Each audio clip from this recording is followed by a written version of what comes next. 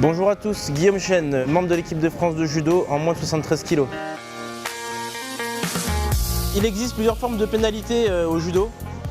Je vais vous démontrer les 4 principales pénalités qu'on peut retrouver en situation de combat.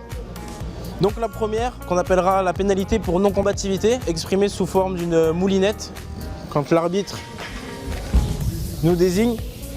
Donc, toujours en situation de combat, donc j'ai une garde forte, légèrement supérieure à mon partenaire. Et on va dire que je vais effectuer plusieurs séquences, 2 à 3 séquences où je vais attaquer avant mon partenaire. Si lui ne produit pas d'attaque pendant ces 3 séquences ou sur une durée de 45 à 1 minute, il risque de se faire pénaliser et donc de prendre une moulinette. La deuxième pénalité que nous pourrons rencontrer en situation de combat donc, est la pénalité pour attitude défensive.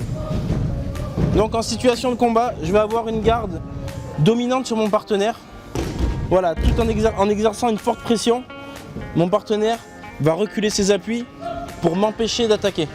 Voilà, en ayant le centre de gravité un peu plus bas, il annule tout mon système d'attaque. Là, je vais avoir du mal à aller le chercher. Donc, c'est ce qu'on va appeler une attitude défensive. Si la séquence dure un petit peu de temps, il s'expose donc à cette pénalité pour attitude défensive, qui s'exprimera de cette façon. La troisième pénalité que nous allons voir maintenant est la pénalité pour fausse attaque. Donc en situation de combat, je vais encore avoir une garde supérieure à mon partenaire. Se sentant en danger, il va effectuer une fausse attaque pour fuir le danger. Je suis en garde dominante. Voilà. Je reste droit, aucun déséquilibre. Je marque la position. On peut considérer que c'est une fausse attaque. Pour cette pénalité, l'arbitre nous indiquera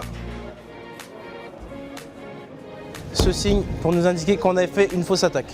Donc la quatrième pénalité que nous allons voir maintenant est la pénalité pour sortie de tapis. Donc en situation de combat, lorsque mon partenaire va délibérément sortir de la surface de combat sans produire d'attaque, il sera systématiquement pénalisé. Donc par ce geste, qui signifie qu'il est sorti de l'aire de combat.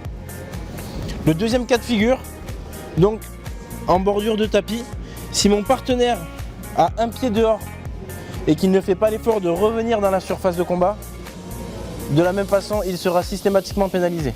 Le dernier cas de figure pour cette pénalité, pour ceux qui seraient tentés de jouer avec les règles, on va se retrouver en bordure.